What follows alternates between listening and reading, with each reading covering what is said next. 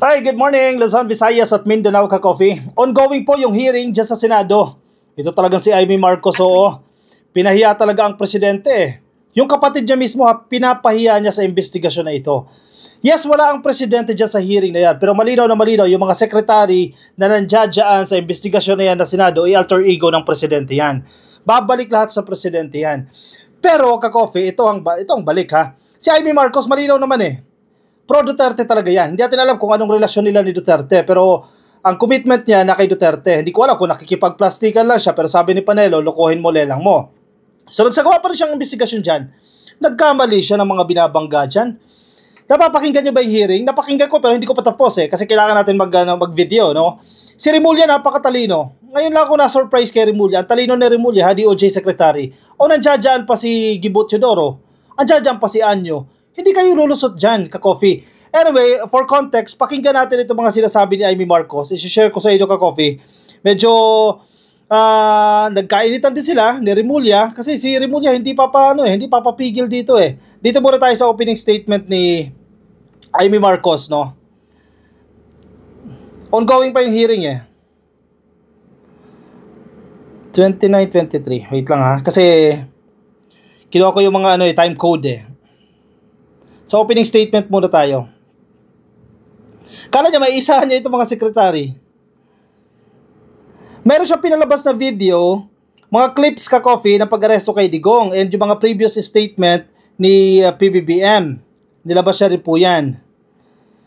Nasabi ni Remulla noon, sabi ni Remulla, yung mga statement na yan ni Presidente 1 year ago mahigit pa. Nag-iiba tayo, nag-i-evolve tayo ng opinion, nag-i-evolve tayo ng view sa mga bagay-bagay. Mamaya pag-usapan natin yan. Sige, dito muna tayo sa opening statement. Kung ang iyong kapatid ay inuusig, salamat. Ito po ang napanood ng buong bansa at ang tanging tanong, bakit natin isinuko ang isang kapwang Pilipino? Kung ang iyong kapatid ay inuusig, ipapasa mo ba sa kamay ng iba? Kung ang iyong ama o di kaya ang iyong lolo pa, matanda na at may sakit, kinakaladkad palabas ng inyong tahanan, manunood ka ba na parang wala lang? Ganito ang nangyari ngayon. Isinuko natin si Rodrigo Roa Duterte sa dayuhan na para bang wala siyang sariling bayan, na para bang hindi na natin kayang humusga sa sarili nating tahanan. Here we are watching as a fellow Filipino, a leader, a father, a grandfather, a man who served this country is taken not by his own people, but by outsiders who claim the right to judge him. Sabi nila, batas ang dapat manaig. Tama. But whose law? Ours or theirs? Okay, Since when in the Philippines? Masyadong mahaba yung statement ni Amy Marcos eh. Sige, bigyan natin ng opinion. Matanda. Okay, matanda si Digong. Pag matanda ka ba, hindi ka na pwedeng managot sa krimen na ginawa mo. Diba? Ticket ba yan? Matanda na ako eh. Huwag mo na akong hulihin. Diba? It doesn't permit you to commit crimes kahit matanda ka na. May pananagutan ka pa. Eh kung matanda ka na, gumawa ka ng krimen. Absuelto na ako, matanda na ako eh. Hindi natin tinitingnan ng edad dyan. Kahit 60 years old ka na, 70 years old ka na, kung may ginawa kang krimen, kailangan mong managot. Pangalawa, kinaladkad daw. Hindi matiis ni Amy Marcos na kinakaladkad kasi hinalintulad niya kung yan tatay mo, lolo mo, etc. mo. Kinaladkad ba siya ni Torre? Pinakiusapan siya. In fact, umabot ng 12 hours, 13 hours bago siya nadala dyan dahil nagre-resist. Kinaladkad ba siya? Nakita niyo ba siya na kwinelyuhan? Si Digong kwinelyuhan at hinatak pa ganon ni Torre? Nakita mo ba? Hindi siya kinaladkad. Kumukuha na naman ng simpatsya itong mga to. Bakit daw sinurrender natin sa mga banyaga ang isang Pilipino? May kaso siya eh. Ang kaso niya sa ICC. Ito ang sinasabi ni Remulla. Walang jurisdiction ang ICC sa Pilipinas. Pero meron silang jurisdiction doon sa mga tao, bago itong argument na ito eh, doon sa mga taong may warrant of arrest under ICC. In this case, si Digong. May pananagutan tayo sa Community of Nations. Yan yung pinupunto dyan ni Remulla. Yes, ngayon, walang jurisdiction ng ICC, pero yung taong hinahanap nila na may warrant of arrest, kung nagtatago dito sa Pilipinas yan, meron tayong pananagutan sa Community of Nations. May pananagutan tayo sa Interpol. Inuulit-ulit din dito ka-coffee sa pagdinig na yan, inuulit-ulit ni Remulla dyan, hindi tayo nakipagtulungan sa ICC sa kanilang investigasyon. Kung may lumabas sa media na nandito ang ICC, nag-iimbestiga sila, hindi alam ng gobyerno yan. Kasi sabi nila, dapat pinigilan nyo. Paano mo pipigilan na hindi mo nga alam? Wala silang alam na may pumasok na taga-ICC. Tama nga naman yung punto ni Remulla dyan. Walang papasok na taga-ICC na pagdating sa immigration, I'm from the ICC, I'm here to investigate Rodrigo Roa Duterte. Magkukubli yan. Kung magsasagawa sila ng investigasyon, magtatago yan. So paano ibablock ng gobyerno? Yun ang pinupunto ni Remulla dyan. Hindi nga namin alam na nandito yan. Malinaw yan. Yan din ang sinasabi ni Anyo, yan ang sinasabi ni Secretary Gibo Teodoro, hindi tayo tumulong sa ICC. Ang ginawa natin, tumulong tayo sa Interpol dahil meron silang hinahanap na may warrant of arrest na isang individual kung saan may jurisdiction ang ICC sa individual na yan. Kasi hindi naman tinatry hindi naman nililitis ng ICC ang mga bansa, nililitis nila ang tao. Hindi naman Pilipinas ang nililitis nila. Ang nililitis nila si Digong na mayroong kaso sa ICC. Napapahiya si Amy Marcos sa totoo lang. Pakinggan ninyo yung hearing. Napapahiya siya kay Remulla. Natalino pala ni Remulla. I was surprised. Ngayon ko lang siya naririnig na ganyan. Kasi ang haba ng hearing, di ba? Pinapakinggan ko talaga Binabalik-balikan ko pa Magaling si Remulla sumagot ka-coffee ha. Yan ba asset siya sa gobyerno ni PBBM. Sige, balikan natin ka-coffee itong mga argumento ni Amy Marcos. From a province of The Hague. Kung kaya nilo itong gawin sa isang dating pangulo, sino na lang ang susunod? Si Bato. If they can march into our house and take one of our own, what stops them from doing it again and again? To you, to me, to any of us. What protection can we guarantee our OFWs eking out a living overseas? This is bigger than Duterte. This is about our dignity as Filipinos. Ngayon pa lang ito nangyari sa buong kasaysayan ng Pilipinas. Pero paano kung mauulit? Paano kung sa susunod, ibang Pilipino naman ang kinaladkad papalabas? The Senate will seek answers, and if there is indeed wrongdoing, we will make certain to put up safeguards so this never happens again. Okay, sige. We are not here to Cut fight. natin yan. Malinaw. Sa pagsisimula ng hearing, nilinaw ni Amy Marcos.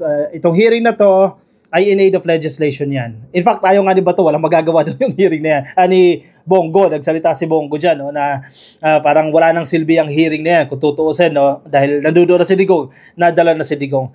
Sinasabi ni Amy Marcos sa kanyang opening statement, pinupunto niya, na sana dito pinapanagot si Digong sa bansa natin. Talaga bang ma'am, seryoso ka ba? Tumayo ba to si Amy Marcos nung may chinugi na 30,000? Hindi ko siya nakita na tumayo siya at pinaglaban niya yung mga mahihirap na pamilya na tinukhang. Tumayo ba siya dyan? Tapos ngayon, alalang-alala siya dahil masisira ang imahe ng Pilipinas. This is more than Duterte daw. Paano daw mangyari sa ibang OFW? Nasaan si Amy Marcos nang tinukhang yung 30,000 ng mga tao na yan? Hindi biro yung numero na yan. Hindi yan gawa-gawa. Nasa balita yan. Kaliwat ka ng pahayagan, tinukhang ng laban, AJK. Kaliwat ka na yan, may mga testimonya. Ngayon, naglalabasan yung mga videos ng mga pamilya na kahit papano natutuwa sila na magkakaroon sila ng hustisya dahil sa pagkakaresto ni Digong.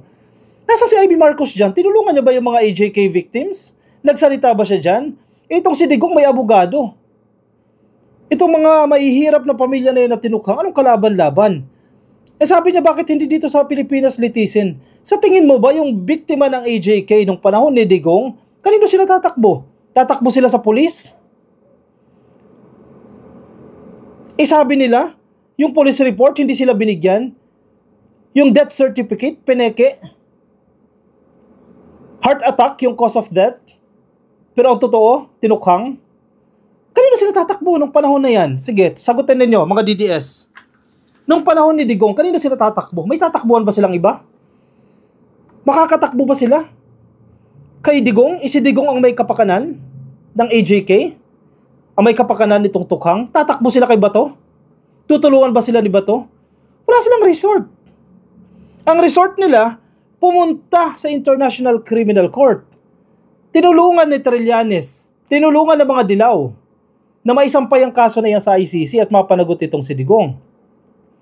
Tapos ngayon, si Amy Marcos, kamping-kampi kay Digong. Ma'am, tingnan mo rin yung mga biktima. 30,000 yan versus 1. Yung mga biktima na yan, yung 30,000 na yan, karamihan mahihirap. Meron mga nakakaangat-angat na politiko. Pero karamihan yan mahihirap. May pabayad ba ng abogado yan? Isang kahig, isang tuka? Walang mga trabaho? Paano nila may pagtatanggol ang sarili nila? Itong si Digong, billions of pesos ang ari-arian. Kahit ilang abogado, kaya niyang makuha yan. Sinong kawawa ngayon? Kawawa ang mahihirap o kawawa si Digong? Bakit pumapanig itong si Amy Marcos kay Digong at hindi doon sa mga mahihirap na biktima? Di ba dapat ang gobyerno para sa mahihirap? Oh, marami magsasabi, hindi para sa lahat ng gobyerno.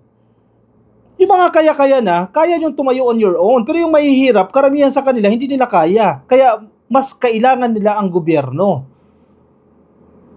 Pero ngayon, si Amy, tanggol na tanggol dito kay Digong. Pinapahiya niya talaga si PBBM. At ang ginawa niya pa ha, teka, pakita ko sa inyo. Inipon niya yung mga lumang statement ni PBBM.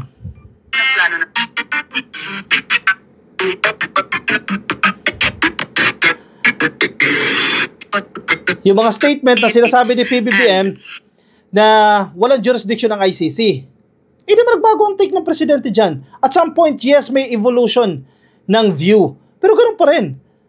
Nag-cooperate ba ang Pilipinas sa ICC? Inuulit-ulit ni PBBM yan. Hindi tayo mag-cooperate sa ICC dahil walang jurisdiction. Pero sa Interpol, meron tayong pananagutan. Nababara siya dyan ni Remulla.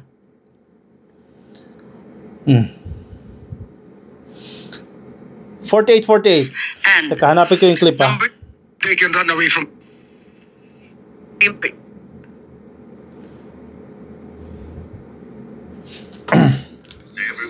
when the economy has collapsed, Yan. etc., for whatever reason. Pinagkukuha yung mga statement ni PBBM. We have a functioning judiciary, and that's why I do not see the need for a foreigner to come and do the job for us, to do the job for our judicial system.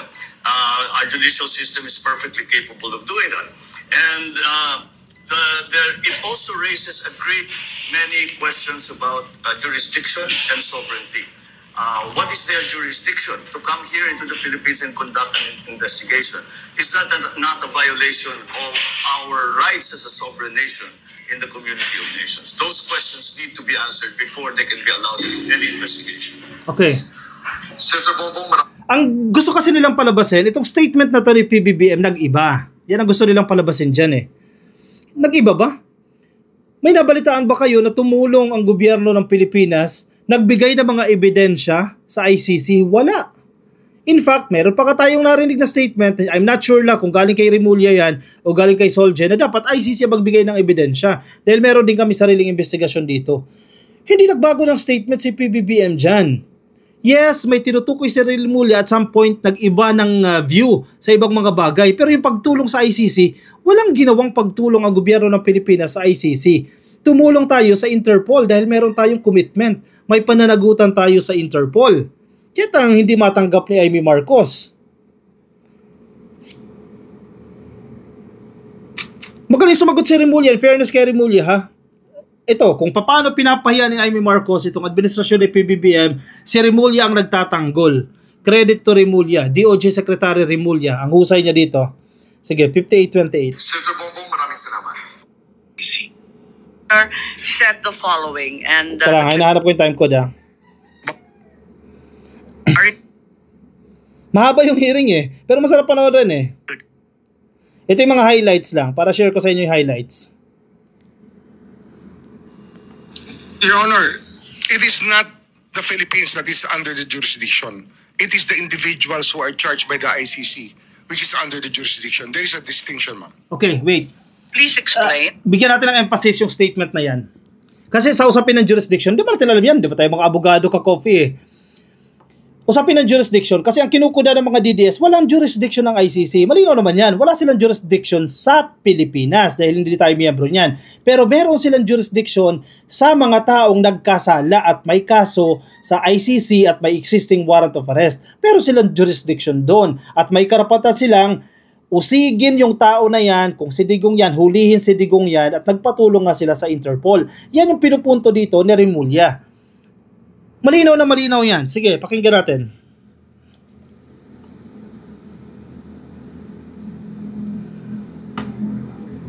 We are not under the ICC. Why is the SOJ now saying that we are nevertheless somehow, in some miraculous way, under the rubric of the international humanitarian law, still under its jurisdiction? Your Honor, it is not the Philippines that is under the jurisdiction. It is the individuals who are charged by the ICC, which is under the jurisdiction. There is a distinction, ma'am. Please explain. As non-members of the ICC, and as a state, the ICC has no jurisdiction over us as a country. But over the individuals who may have committed crimes that violate international humanitarian law, that is a universal value being held by the whole world today. That people cannot cross borders and hide behind boundaries so that they can run away from the law. International humanitarian law is something adopted. The principles are adopted by more than 150 countries throughout the world, Your Honor. Okay. Are you of the position? Hindi lang tayo ang nagpa-practice ng international law. It has been adopted by more than 150 countries in the world. Yan yung pinupunto dyan. Kasi nga, miyembro tayo ng Community of Nations eh. Ano yun? Sa atin lang, hindi tayo pwedeng sumunod sa Interpol? Miyembro nga tayo niyan eh. Tayo lang ang susuway. Hindi natin ibibigay si Digong at susuwayin natin yung ating commitment sa international community. Yun ba yun? Yun ang gustong mangyari ni Amy Marcos? Yun ang gustong mangyari ng mga DDS? Wow! Ang lakas pala natin. Iba pala tayo dyan. Yes, walang jurisdiction ng ICC. Pero may jurisdiction sila sa taong mga nagkasala at may existing warrant of arrest sa kanila. At yun si Digong. At kinakailangan siyang isurrender. Dahil may commitment tayo sa iba't ibang bansa. Anong sanction sa atin yan? Yan din ang pinupunto ng presidente. Kung hindi natin gawin yan, ito ang posibleng mangyari sa atin. Oh, check and balance. Kaya nga nagkaroon ng meeting eh. O magiging threat ba sa national security yan?